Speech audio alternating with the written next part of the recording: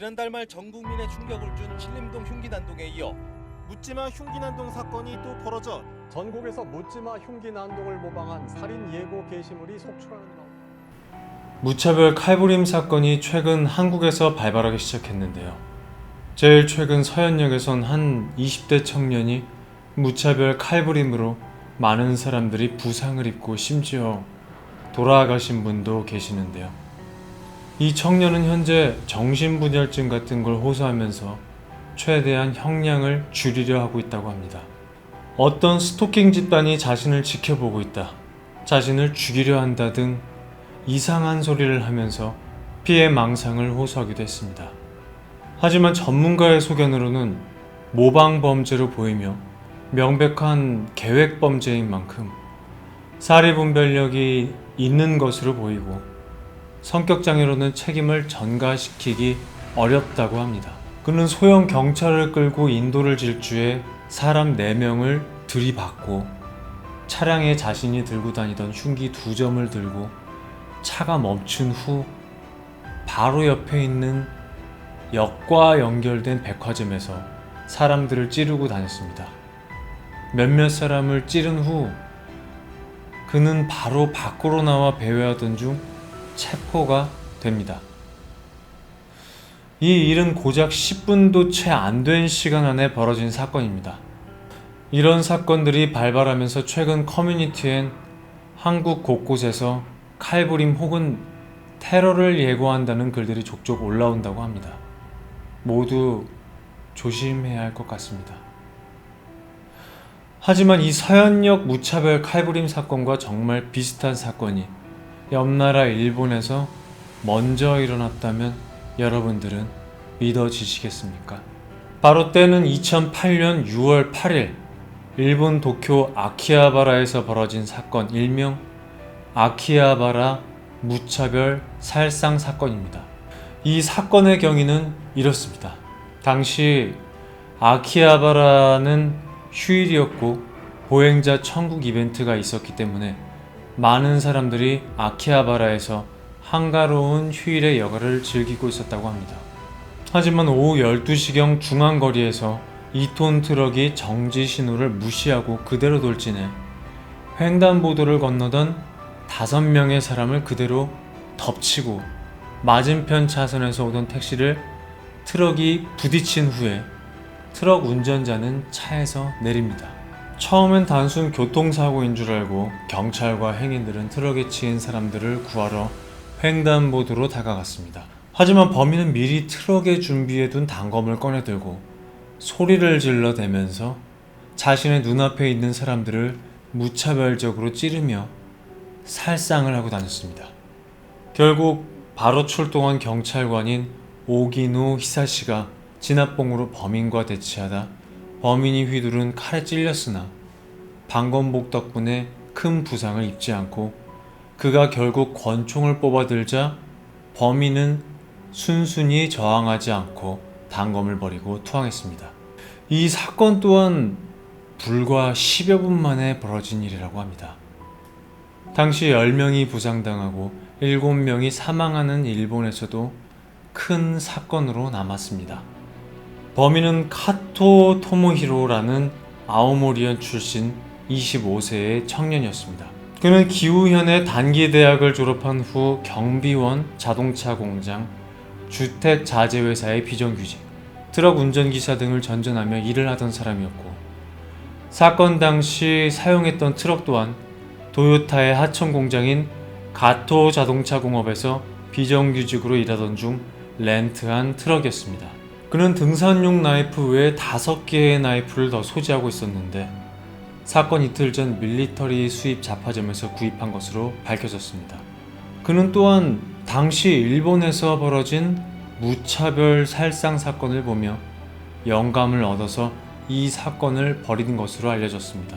그는 당시 니차네로, 현재는 고차네로라는 일본의 유명 커뮤니티에서 1000건이 넘는 게시물을 남기고 처음엔 인터넷 활동을 통해 마음의 위안을 얻으려 했으나 그마저 고립감을 느껴 결국 그는 커뮤니티에 6월 8일 새벽 아키하바라에서 사람들을 죽일 것이며 차로 사랑을 치고 차를 쓸 수 없게 되면 나이프를 사용할 겁니다. 모두 안녕 이라는 내용을 작성했습니다. 하지만 사람들은 그저 그를 조롱하면서 마치 낚시하지 마라 할 용기도 없으면서 어디 해볼 테면 해봐라 라는 댓글로 그를 자극했는데요. 결국 그는 자신의 죄를 인정하고 사형을 선고받아 구치소에 수감되고 수감된 지 14년 만인 2022년 7월 26일 오전 사형이 집행되어 향년 36세로 사망하게 됩니다. 그럼 범인은 어떠한 일로 이런 일을 벌이게 됐을까요?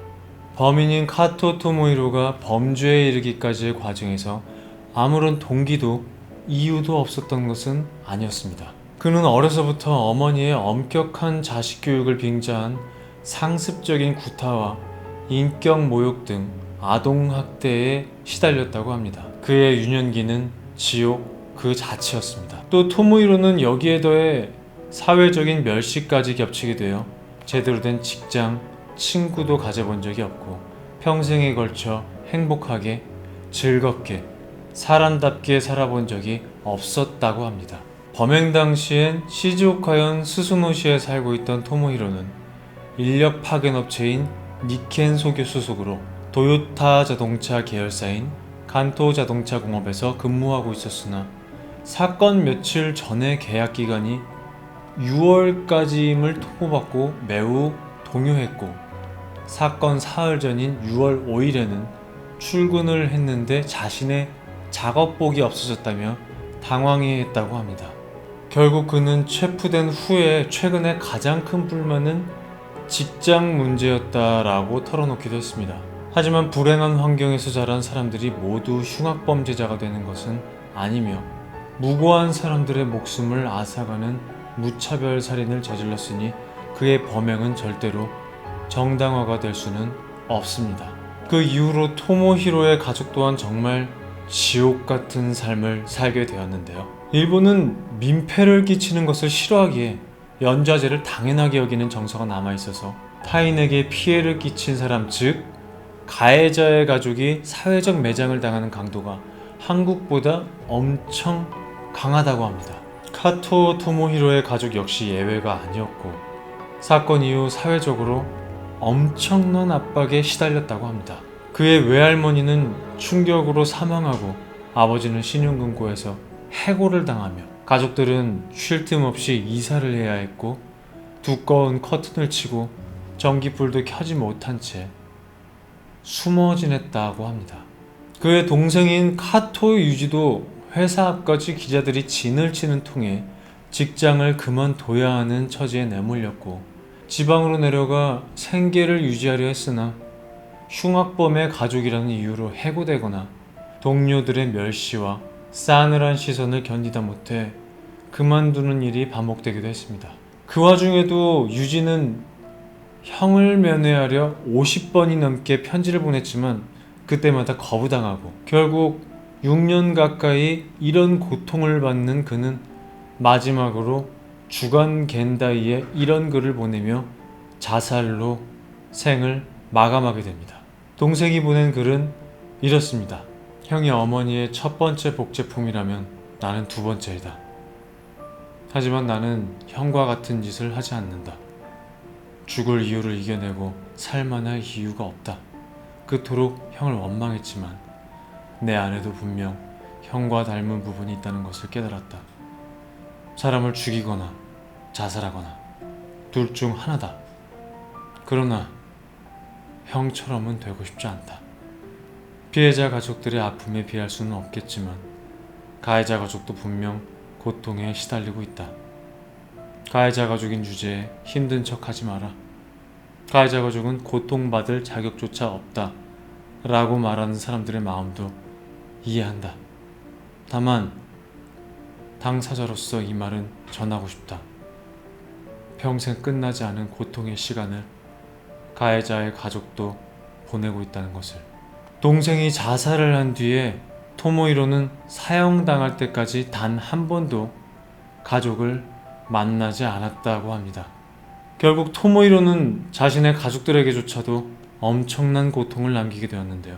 이렇다 한들 정말 무차별 살상 사건 혹은 칼부림 사건은 정말 일어나선 안 되는 일입니다. 어찌 보면 최근 한국에서 벌어진 사건의 범인은 이 사건을 모방한 것이 아닐까라는 생각마저도 듭니다.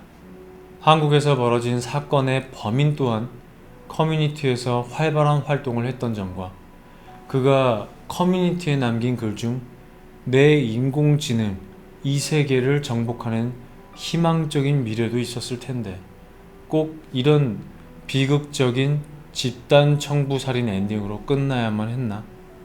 어차피 곧 이 세계 감이라고 하는 등 서현역을 간다고 명시한 점, 일본을 우상시한 점, 범행에 이용된 차종과 범행 동기만 제외하면 이 사건과 정말 비슷한 사건이 한국에서 벌어진 셈입니다.